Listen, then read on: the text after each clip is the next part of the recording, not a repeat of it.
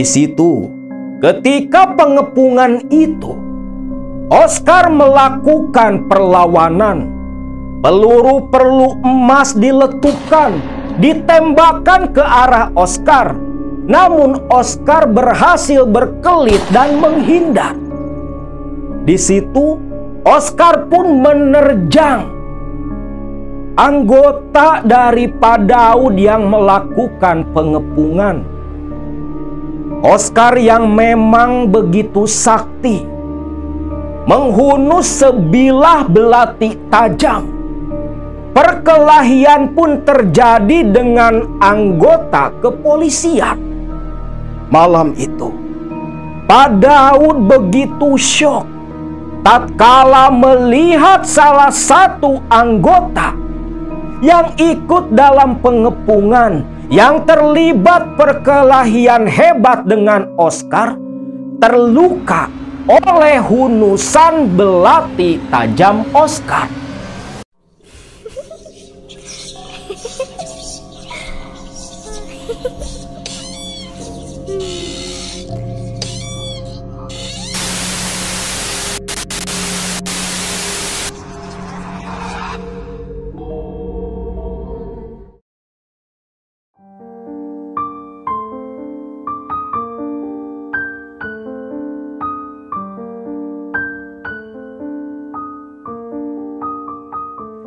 Assalamualaikum warahmatullahi wabarakatuh. Kisah kali ini adalah sebuah kisah nyata yang dibagikan oleh mantan anggota kepolisian, Aibda Daud, salah satu baraya KMS dari Sumatera Barat. Kisah yang beliau ceritakan dan bagikan ini adalah sebuah cerita yang begitu miris dalam perjalanan karir beliau di Kop Bayangkara, di mana 9 tahun yang silam, di awal tahun 2016 sampai tahun 2017, tahun yang begitu kelam untuk Pak Daud beserta anggotanya, di mana kala itu anggota kepolisian yang dipimpin oleh Pak Daud yang berjumlah 8 orang, 3 anggota gugur dalam tugas, meninggal ketika melakukan pengepungan terhadap seorang residivis, kriminal, perampok, yang begitu ditakuti di daerah Padang Pariaman. Uda Oscar yang dieksekusi mati pada tahun 2017 silam, menewaskan 3 orang anggota kepolisian di bawah pimpinan Pak Daud pada masa itu. Aibda Daud atau Aibda Muhammad Daud, beliau bergabung menjadi anggota kepolisian di akhir tahun 1999 sampai masuk awal tahun 2000. Waktu awal berdinas, beliau ditempatkan di Polda Sulawesi Utara, tepatnya di Polres Bitung, di Kesatuan Satreskrim. Lalu pada tahun 2005 beliau pun dimutasi ke Polda Sumatera Barat, menduduki jabatan sebagai Kasatreskrim di tempat baru beliau berdinas. Awal malapetaka yang menimpa beliau dan anggotanya sekitar tahun 2016, di mana pada waktu itu Pak Daud beserta 4 orang anggotanya diberi tugas untuk menangkap seorang pelaku kriminal yang bernama Oscar, atau lebih akrab dipanggil Uda Oscar. Seorang begal, perampok dan pembunuh yang begitu sakti, di mana Uda Oscar ini selalu sulit untuk ditangkap.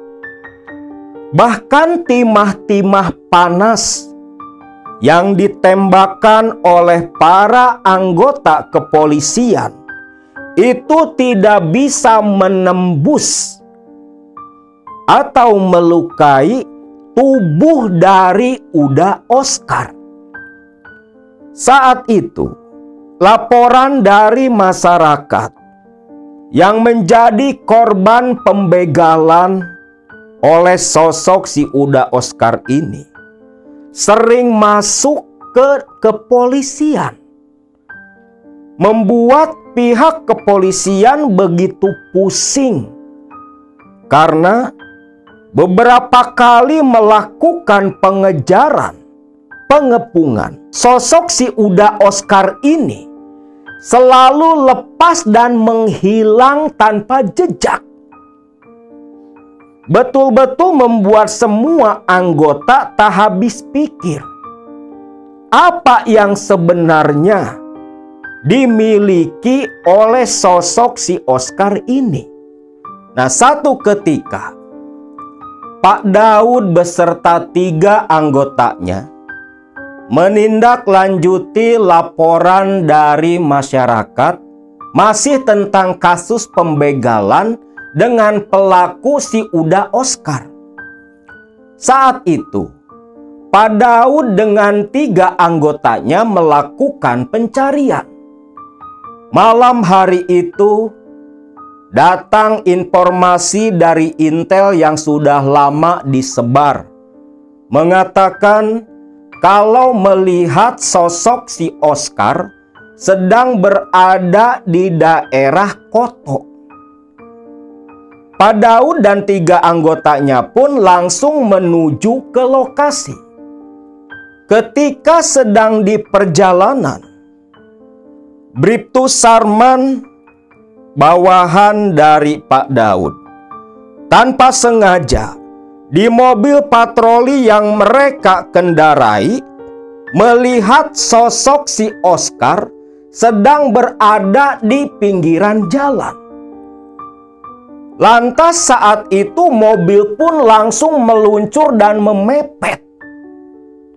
Oscar seperti yang tahu kalau mobil yang mepet ke arah dirinya berisi anggota kepolisian yang sedang mencari keberadaannya, dia pun lari dari lokasi. Tentunya Pak Daud dengan anggotanya turun dari mobil langsung melakukan pengejaran. Saat itu Oscar yang berlari dikejar dibuntuti dari belakang, masuk ke area rumah-rumah warga. Namun ketika dilakukan pengepungan, anggota disebar. Aneh, jelas sekali si Oscar masuk ke dekat sebuah rumah, tetapi ketika dikepung oleh 4 anggota, Oscar tiba-tiba saja lenyap dan hilang jejak. Sampai rumah di sekitaran sana digeledah, tapi tetap saja, bahkan sampai warga yang di situ pun merasa tak melihat sosok Oscar yang sedang dikejar. Malam itu pun Pak Daud beserta anggotanya betul-betul tak habis pikir. Heran, bagaimana bisa sosok si Oscar tiba-tiba menghilang di depan mata mereka. Dan ini kenapa, Dan? Seumur-umur baru pertama kali nangkap orang, kok bisa tiba-tiba ngilang? Tanya Bribtu Sarman. Entahlah, Man. Bapak juga baru kali ini mengalami hal seperti ini. Seumur-umur belum pernah ngadepin kejadian aneh kayak gini. Lalu warga pun ditanyai saat itu. Lebih aneh lagi, warga yang jelas-jelas ada di sekitar lokasi, mereka mengaku tak melihat sosok yang dikejar oleh pihak kepolisian. Mereka hanya melihat Pak Daud dengan anggotanya berlarian seperti mengejar sesuatu. Tapi yang dikejar tak terlihat oleh warga. Seolah-olah sosok si Oscar ini bisa menghilangkan tubuhnya dari pandangan orang lain. Malam itu akhirnya setelah berusaha sekuat tenaga mencari keberadaan Oscar namun tak ditemukan jejak sama sekali, Pak Daud beserta anggotanya pun kembali pulang ke kantor kepolisian. Sesampainya di kantor, mereka berkumpul dan berdiskusi. Menerka-nerka, berbagai asumsi bermunculan di pikiran mereka. Apa mungkin si Oscar mempunyai ilmu yang bisa menghilangkan tubuh? Tapi masa iya sih, Pak Daud? Zaman sekarang ini masih ada orang yang mempunyai ilmu seperti itu. Ya lantas mau bagaimana lagi? Jelas-jelas si Oscar tadi kita kejar, tapi dia menghilang begitu saja. Warga pun tak ada yang melihat. Betul-betul aneh, ucap Pak Daud yang kebingungan. Keesokan harinya, Pak Daud belum menyerah, masih tetap melakukan pencarian. Bahkan hari demi hari, warga Koto Sungai Rotan Pariaman dari hari ke hari pasca pengejaran Uda Oscar semakin resah. Setiap hari selalu ada motor yang hilang dicuri. Warga sampai kebingungan. Bukan hanya warga, pihak kepolisian sendiri, khususnya Pak Daud beserta anggotanya yang sedang menangani kasus itu, lebih bingung lagi karena setiap kali Oscar ditemukan, dikejar selalu menghilang.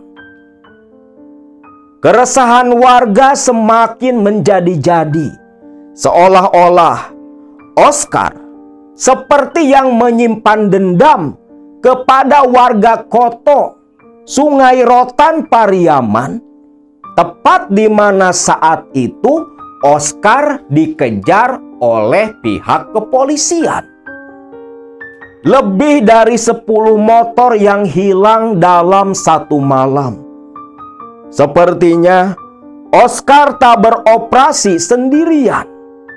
Tapi aneh, ketika dilakukan pengepungan selalu hilang dan menghilang. Sampai satu saat, waktu itu ada laporan tentang keberadaan si Oscar masih di sekitaran daerah Koto.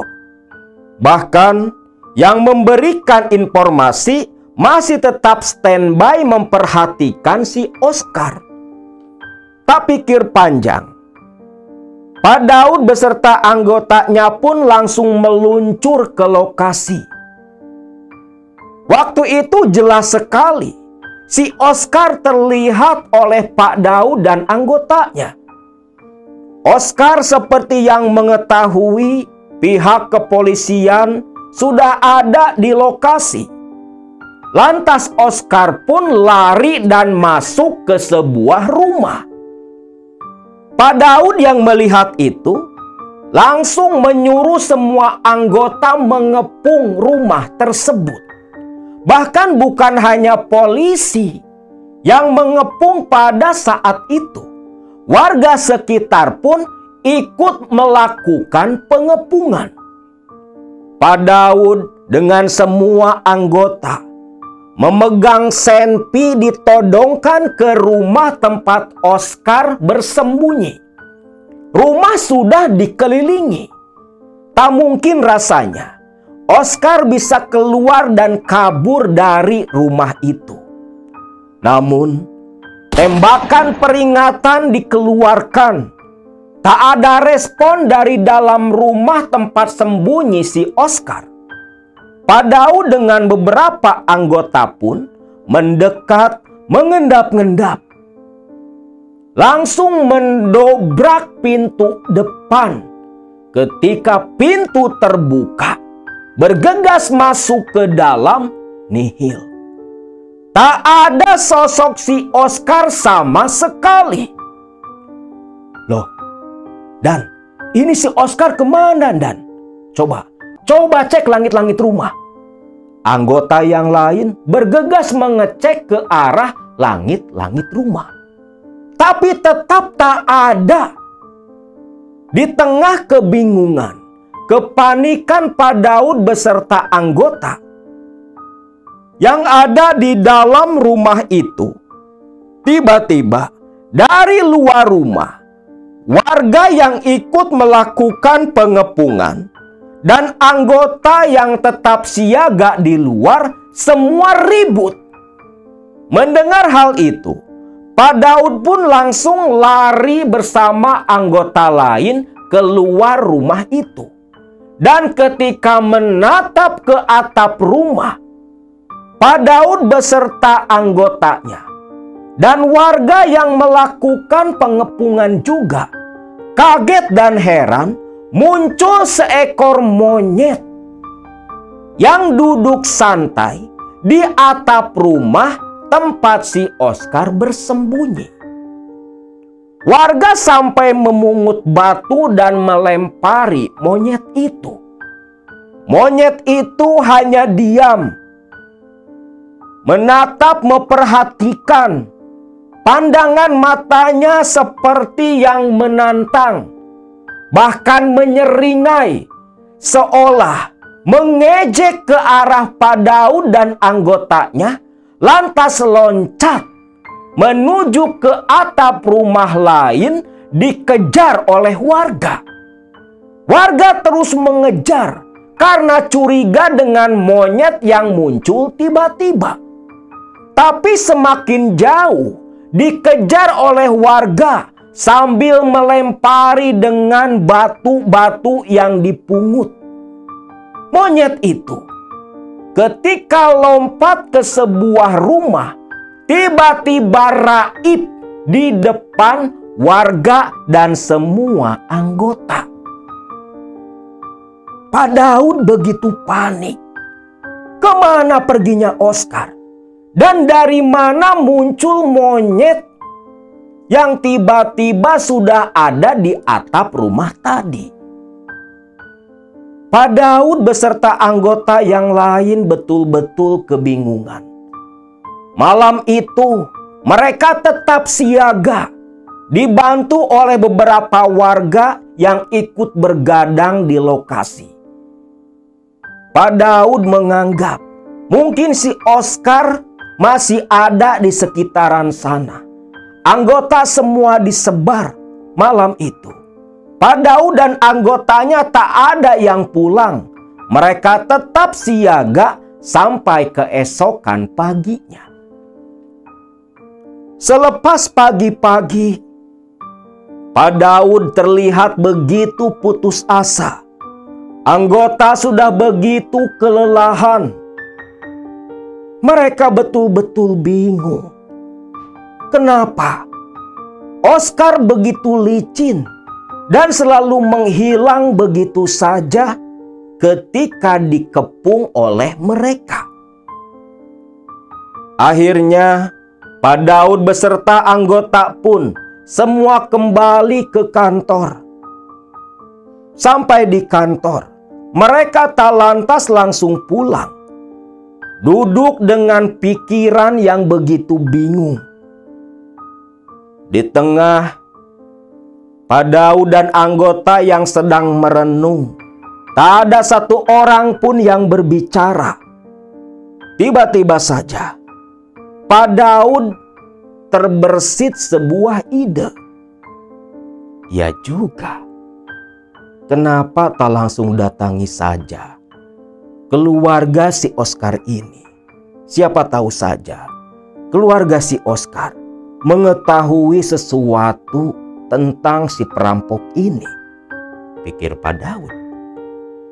Lantas hal itu pun Pak Daud katakan kepada anggotanya. Semua anggota pun akhirnya sepakat.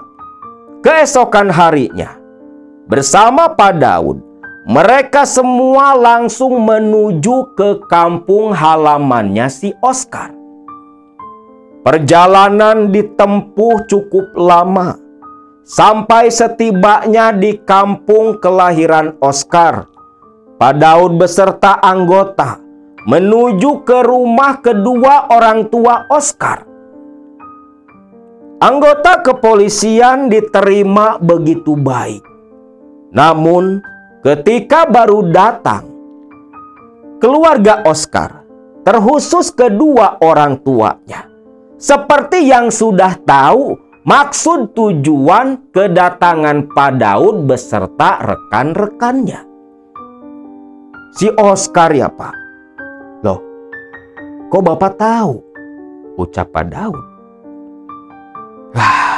Terus terang saja Pak, kami saja selaku orang tua sudah angkat tangan Pak oleh kelakuan anak kami itu. Jangankan ditangkap Pak, mau ditembak mati pun kami sudah tak peduli Pak. Yang ternyata berdasarkan penuturan dari kedua orang tua Oscar, dari semenjak remaja, Oscar sudah memang mempunyai sifat yang begitu buruk. Bahkan dari penuturan kedua orang tua Oscar inilah Pak Daud akhirnya paham kenapa Oscar begitu sakti, licin, dan susah ditangkap. Yang ternyata menurut cerita kedua orang tua Oscar, semenjak Oscar berusia 22 tahun, Oscar gemar merantau keluar kota. Bukan untuk bekerja, tetapi merantau untuk mencari ilmu-ilmu kebatinan. Di usia 22 tahun, Oscar sampai berguru ke daerah Martapura, Kalimantan Selatan. Bahkan dalam perguruannya itu, bukan hanya ke Kalimantan, Oscar sampai menimba ilmu-ilmu kebatinan, ilmu-ilmu kanugeragan ke daerah Jawa Barat, tepatnya daerah Majalengka. Oscar terkenal kebal, tak mempan senjata tajam, bahkan peluru pun tak bisa melukai tubuh Oscar.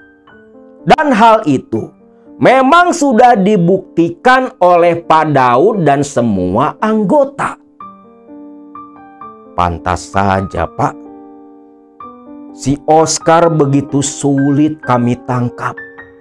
Timah panas tak bereaksi sama sekali. Hanya ngebul doang ketika terkena ke tubuh si Oscar. Ternyata dia berguru sampai ke Kalimantan dan ke Jawa Barat. Ya sudah, kalau nanti Bapak dan Ibu bertemu atau mendapat informasi keberadaan Oscar, tolong hubungi kami secepatnya.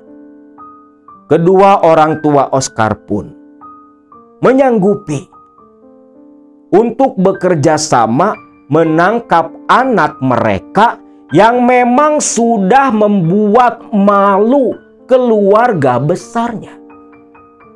Singkat cerita, selepas mendapat keterangan sedemikian rupa, Pak Daud beserta rekan-rekannya pun kembali pulang ke kantor mereka, mendiskusikan masalah si Oscar yang akhirnya mereka ketahui memang betul-betul si Oscar ini mempunyai ilmu pegangan yang membuat dia selama ini begitu susah untuk ditangkap.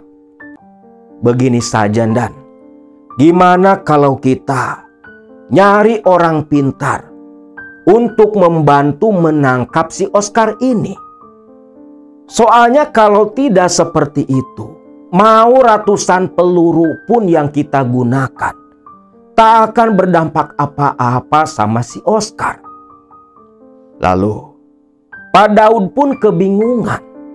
Orang pintar mana yang harus mereka datangi untuk membantu menangkap si Oscar ini?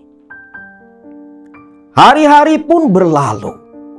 Pak Daud tak putus asa, masih terus mencari informasi keberadaan si Oscar. Bahkan anggota-anggotanya pun selain mencari info si Oscar, mereka pun mencari informasi keberadaan sosok orang pintar yang dianggap mampu dan bisa membantu kasus yang sedang mereka hadapi. Sampai satu ketika, di tengah Pak Daud yang sedang duduk di ruangannya, pintu pun diketuk dari luar.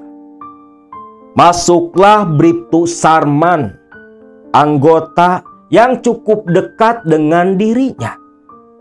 Lagi santai, Dan. Biasalah. Masih tetap kepikiran masalah si Oscar. Gimana, Man? Sudah ada info keberadaan si Oscar atau orang pintar yang sedang kita cari? Itu, Dan. Makanya saya buru-buru datang. Ada info, Dan. Info apa? Itu, Dan. Info tentang sesepuh yang bisa kita mintai bantuan. Sesepuh? Siapa, Man? Ucap Pak Daud yang begitu penasaran. Katanya di daerah Bukit Tinggi ada sosok orang tua yang sakti, sepertinya bisa membantu permasalahan kita. Kalau Bapak setuju, hari ini juga, Pak, kita berangkat menemui orang pintar itu. Tak banyak berpikir, Pak Daud pun menyetujui. Lalu mereka berdua bergegas menuju ke daerah Bukit Tinggi, menemui seorang sesepuh yang menurut cerita yang dipercayai. Sosok sesepuh yang bernama Lembah Mak Tua dikenal akan kesaktiannya. Singkatnya, sesampainya di daerah Bukit Tinggi, diarahkan oleh warga, Pak Daud dan Bribtu Sarman bawahannya langsung menuju ke lokasi tempat tinggal Lembah Mak Tua. Selepas bertemu dengan sosok Lembah Mak Tua, sosok lelaki tua namun terlihat begitu gagah.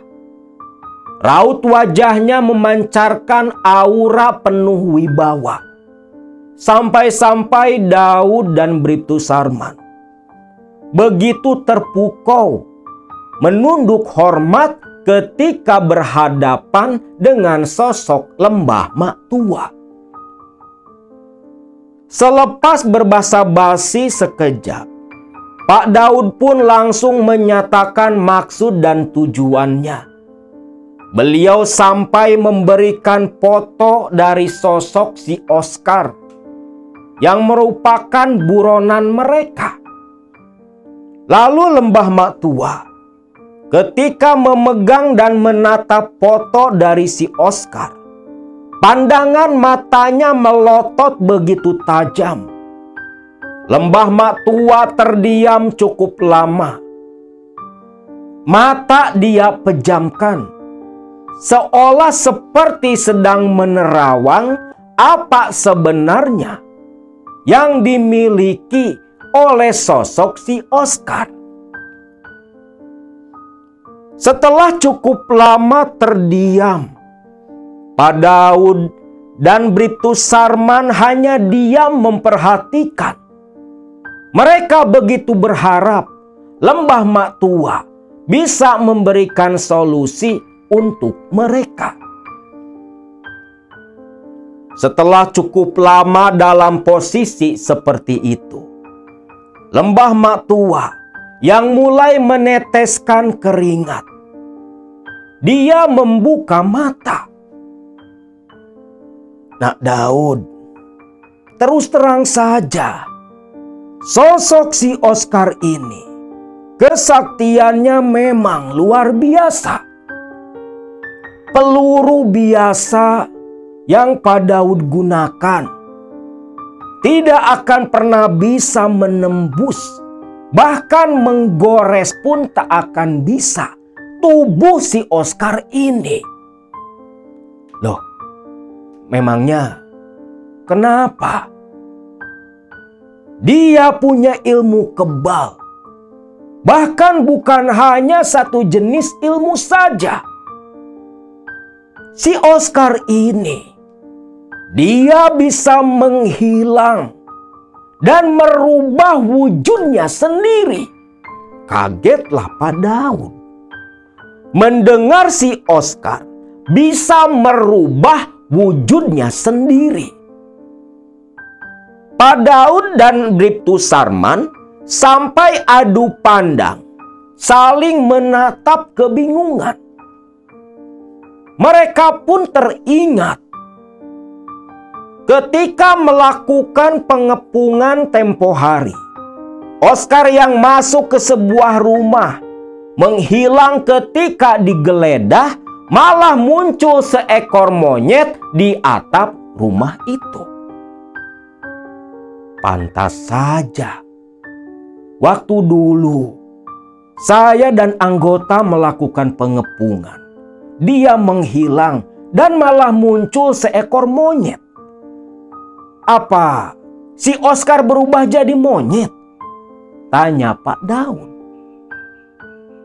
Lembah Mak Tua pun mengangguk. Memang betul, monyet itu sebenarnya adalah perubahan wujud dari sosok si Oscar. Pak Daud syok tak menyangka, ternyata masih ada ilmu merubah wujud seperti dalam cerita-cerita. Masih agak ragu sebenarnya dalam hati, tapi bukti memang ada. Oscar yang menghilang dan muncul monyet dengan tiba-tiba. Dan sesuai pula dengan hasil penerawangan Lembah Mak Tua. Lantas, bagaimana caranya kami bisa melumpuhkan si Oscar kalau peluru timah panas saja tak bisa menggores tubuhnya? Jangan gunakan peluru biasa. Si Oscar hanya bisa dilukai oleh peluru yang terbuat dari emas. Makin kaget lagi Pak Daud. Peluru emas. Udah kebayang di pikiran Pak Daud. Masih mending kalau satu peluru langsung kena. Mesti berapa peluru yang dibuat. Terlebih lagi, Harganya satu peluru aja udah berapa gram?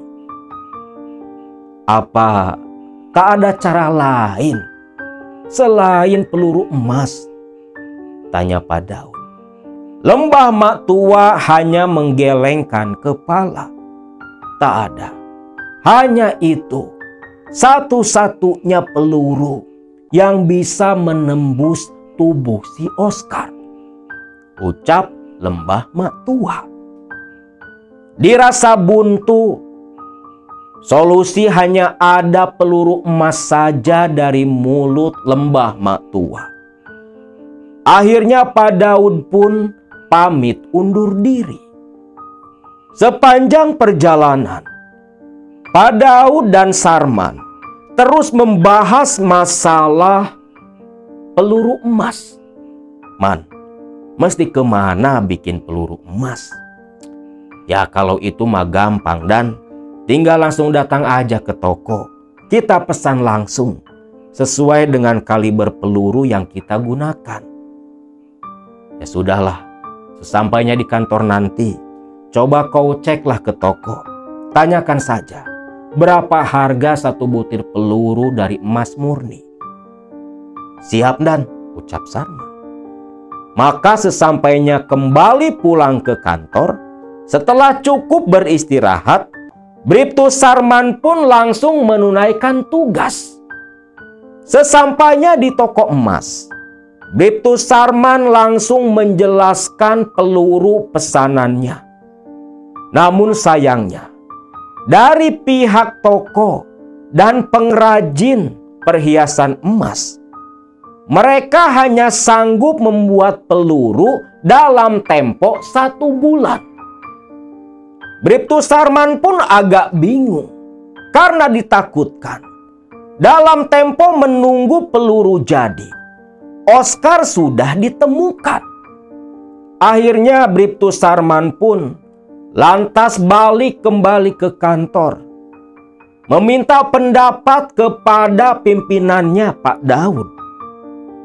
Pak Daud pun langsung menyetujui karena memang tak mudah membuat peluru dari emas murni. Sampai akhirnya Bribtu Sarman kembali ke toko emas itu dan menyatakan kesediaannya memesan langsung beberapa butir peluru untuk setiap anggota yang selalu ikut dan ditugaskan melakukan pengepungan, pencarian, penangkapan terhadap sosok si Oscar.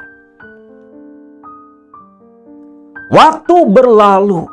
Selepas memesan peluru emas, Pak Daud dan anggota pun semua menunggu peluru emas jadi dan siap digunakan, dan menunggu juga sambil mencari informasi keberadaan Oscar. Oscar bak hilang di telan bumi. Intel-intel yang disebar, informan-informan, tak ada satupun yang bisa atau mendapat kabar menemukan keberadaan si Oscar. Dan hal itu sampai ke awal tahun 2017. 1 tahun lamanya, dengan beberapa kali pengepungan, pengejaran terhadap Oscar yang selalu berhasil lolos dan lolos begitu saja, sampai keberadaan Oscar tidak ditemukan sama sekali. Lalu singkat cerita, saat itu Pak Daud yang masih belum puas atas keterangan yang diberikan oleh sosok sesepuh di Bukit Tinggi yang bernama Lembah Mak Tua, Pak Daud pun diarahkan oleh Lembah Mak Tua untuk menemui Abah Kurdi, di mana Abah Kurdi ini masih satu perguruan juga dengan Lembah Mak Tua, Hanya saja Abah Kurdi tinggal di daerah Pijuan, Jambi. Mendapatkan arahan seperti itu, Pak Daud beserta anggota pun langsung ke Pijuan, Jambi menemui Abah Kurdi. Namun dari Abah Kurdi pun tetap saja satu-satunya cara untuk melumpuhkan Oscar adalah dengan menggunakan peluru emas. Karena material lain sama sekali tak bisa melukai atau melumpuhkan si Oscar. Dikarenakan dari dua orang sesepuh mengatakan hal yang sama, makin mantaplah Pak Daud beserta anggotanya. Lalu, tepat di bulan Februari tahun 2017, Pak Daud beserta anggota mendapat informasi kabar tentang keberadaan si Oscar, yang waktu itu malam hari ditemukan sedang berada di sebuah lokasi tempat prostitusi. Mendengar kabar itu, Pak Daud beserta anggota yang memang sudah siap secara mental, siap dohir dan jalan batinnya. Semua pistol atau senpi para anggota sudah diisi dengan peluru emas. Saat itu, Pak Daud memimpin 8 orang anggota langsung menuju ke lokasi tempat prostitusi dengan maksud mengepung dan menangkap Oscar. Singkat cerita, dengan 2 buah mobil Pak Daud berangkat beriringan. Intel yang menunggu di lokasi terus memberikan arahan dan terus memperhatikan si Oscar ini.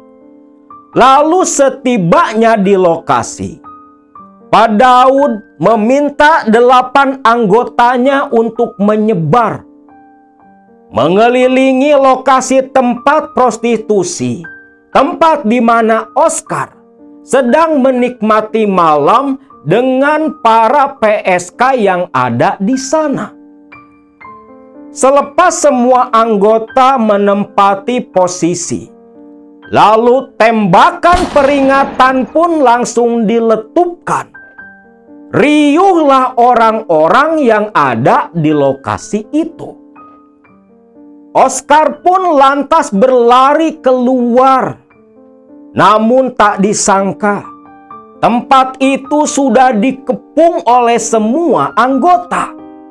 Orang-orang berhamburan, ada yang tiarap, ada yang jongkok dan sejenisnya. Begitu takut karena pihak kepolisian mengepung tempat mereka. Di situ, ketika pengepungan itu, Oscar melakukan perlawanan. Peluru emas diletupkan, ditembakkan ke arah Oscar. Namun Oscar berhasil berkelit dan menghindar. Di situ Oscar pun menerjang anggota dari Pak Daud yang melakukan pengepungan. Oscar yang memang begitu sakti menghunus sebilah belati tajam. Perkelahian pun terjadi dengan anggota kepolisian.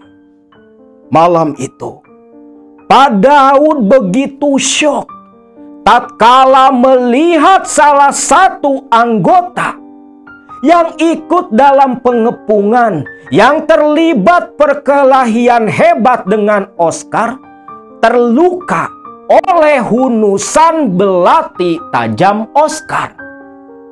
Terlihat jelas di depan mata Pak Daud, Bribtu Sarman, anggotanya, yang selalu mengikuti dari awal tahun 2016, mengikuti proses pengejaran dan pengepungan Oscar, jatuh bersimbah darah dengan luka menganga di bagian perut sampai organ dalamnya keluar dari luka yang menganga.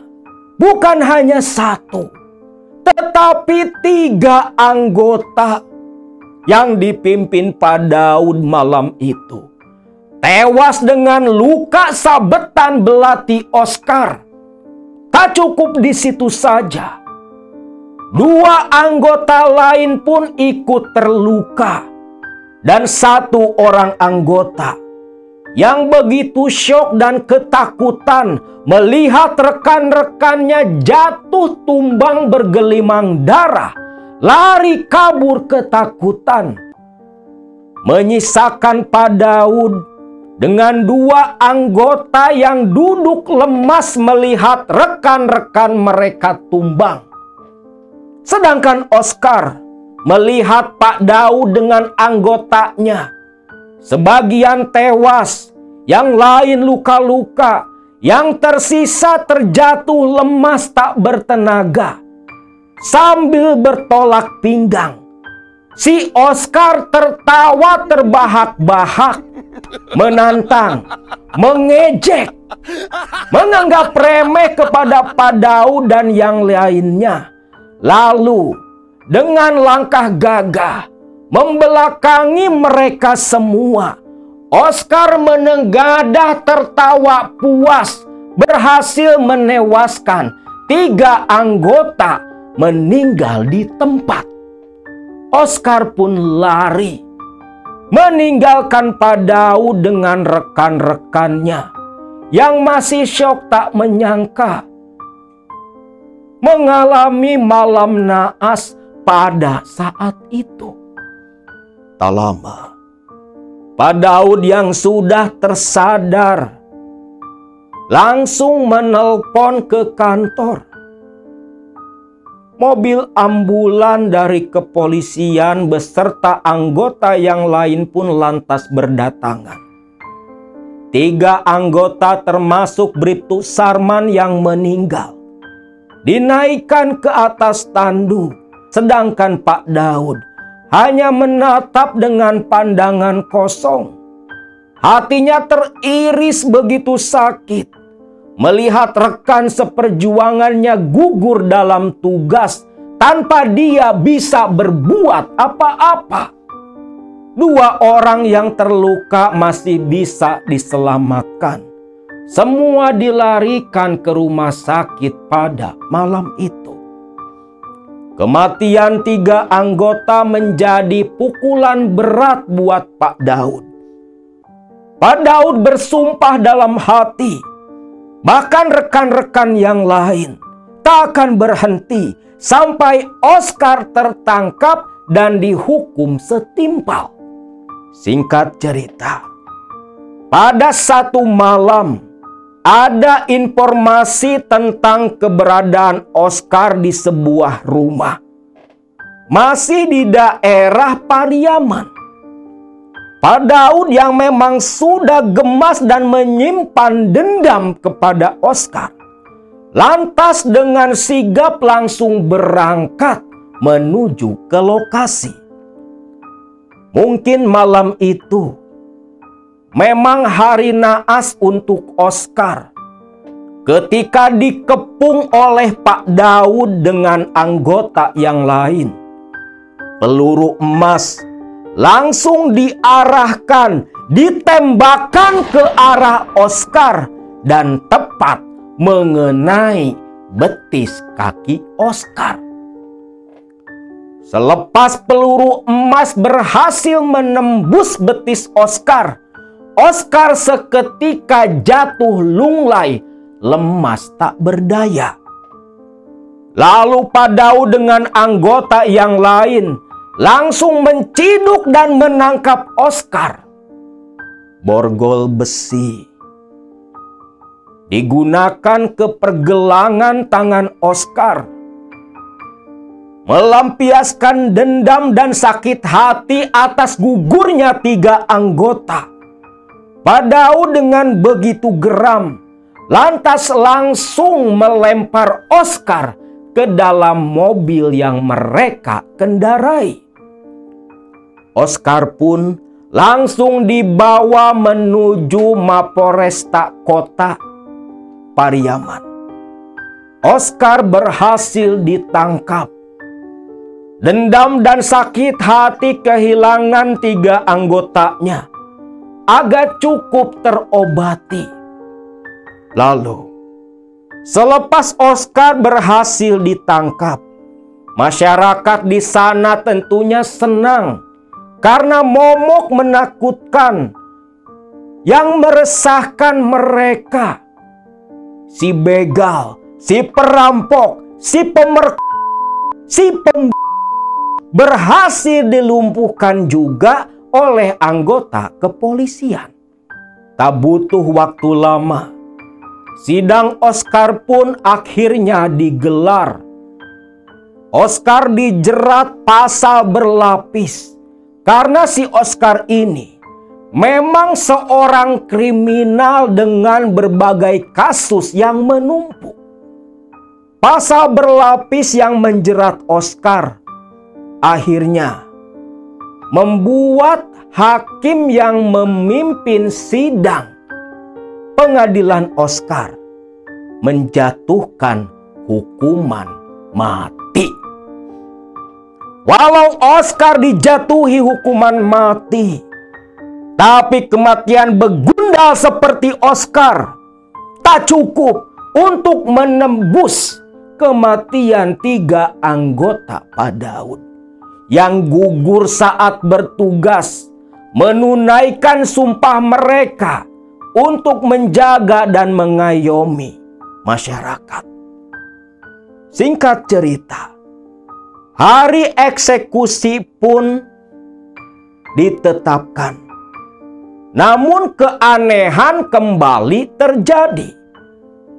Di tempat eksekusi Oscar, di sebuah lapas di Sumatera Barat sana, berondongan peluru dari eksekutor tidak berhasil menembus dada Oscar sama sekali. Peluru berjatuhan hanya mengeluarkan asap dari dada Oscar. Tentunya pihak eksekutor yang melakukan penembakan waktu itu begitu keheranan. Lantas kabar gagalnya eksekusi Oscar sampailah kepada Pak Daud. Pak Daud pun langsung menuju ke lokasi dan mengatakan kalau Oscar tak bisa dibunuh oleh peluru biasa. Lalu akhirnya Pak Daud pun kembali memesan peluru emas hanya untuk mengeksekusi si Oscar. Dan sayangnya, pembuatan peluru selalu harus menunggu selama 1 bulan. Yang membuat eksekusi Oscar pun ditangguhkan sampai peluru emas selesai dibuat.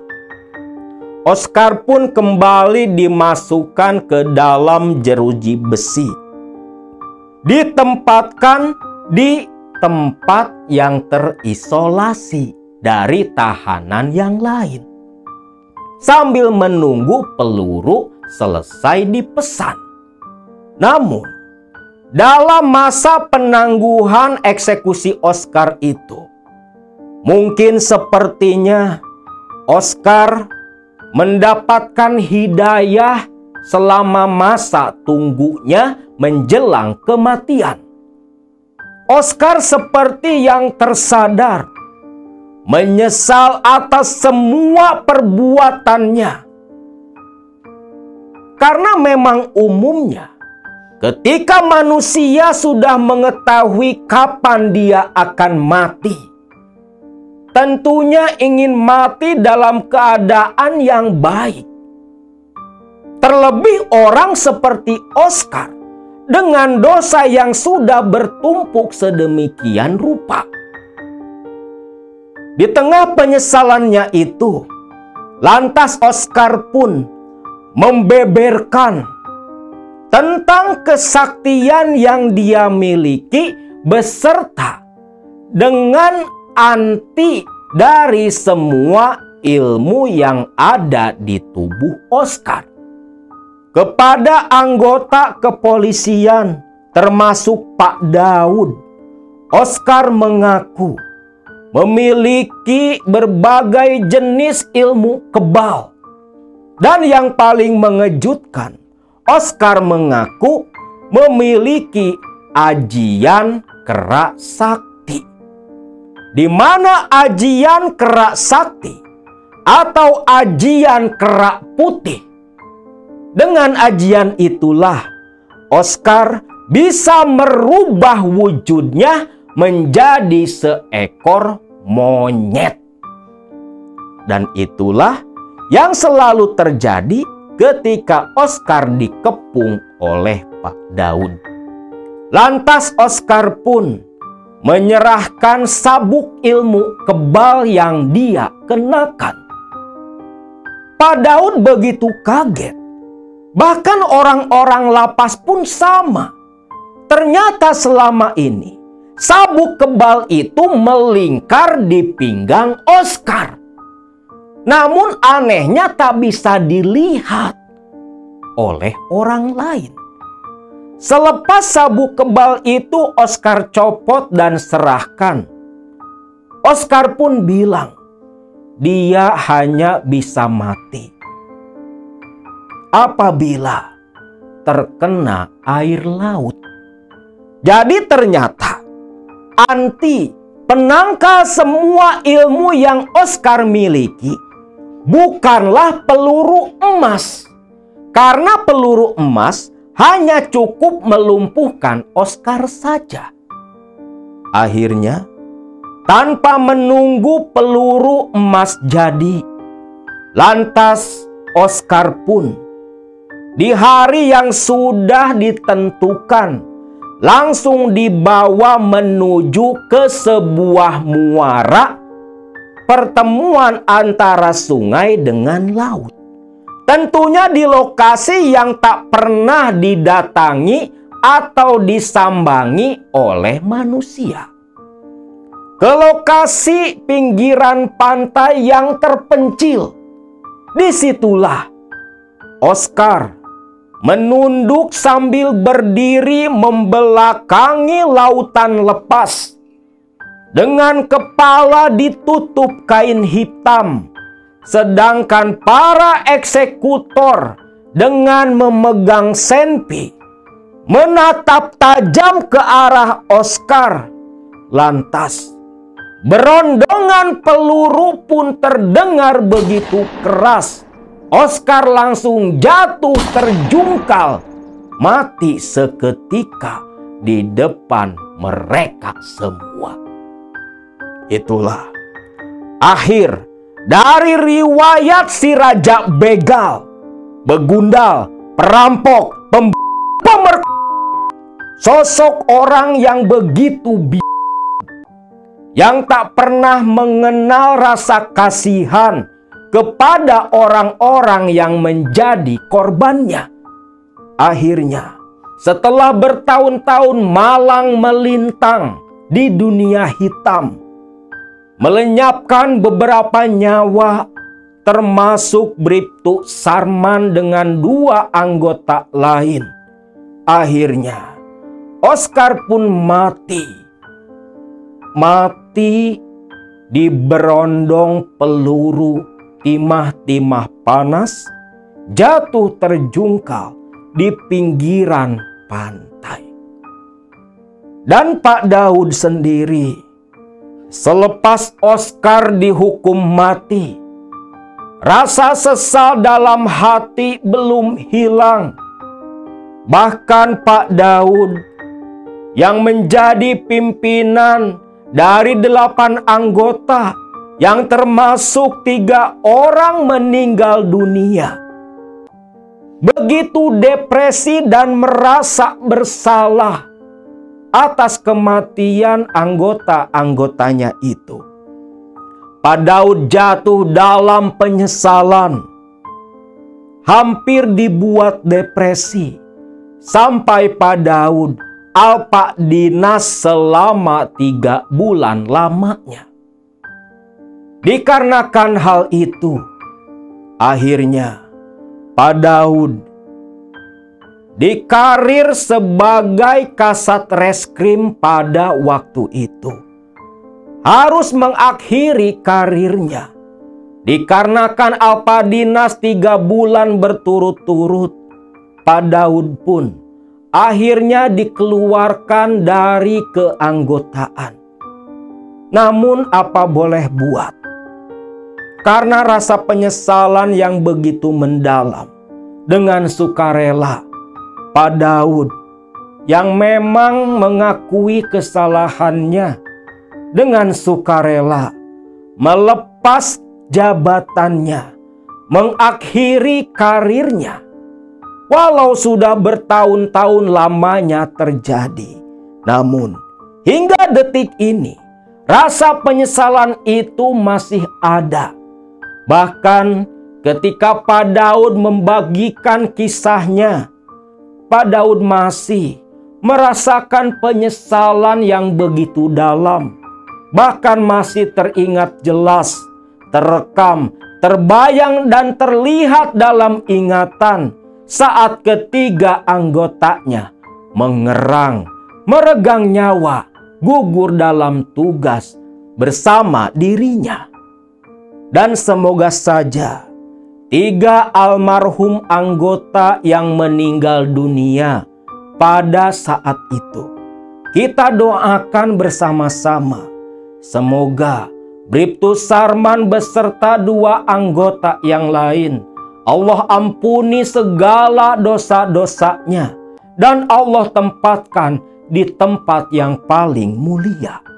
Dan untuk keluarga yang ditinggalkan, semoga selalu Allah beri kesabaran, diberi keikhlasan atas gugurnya suami-suami mereka yang mengorbankan nyawa untuk tugas negara.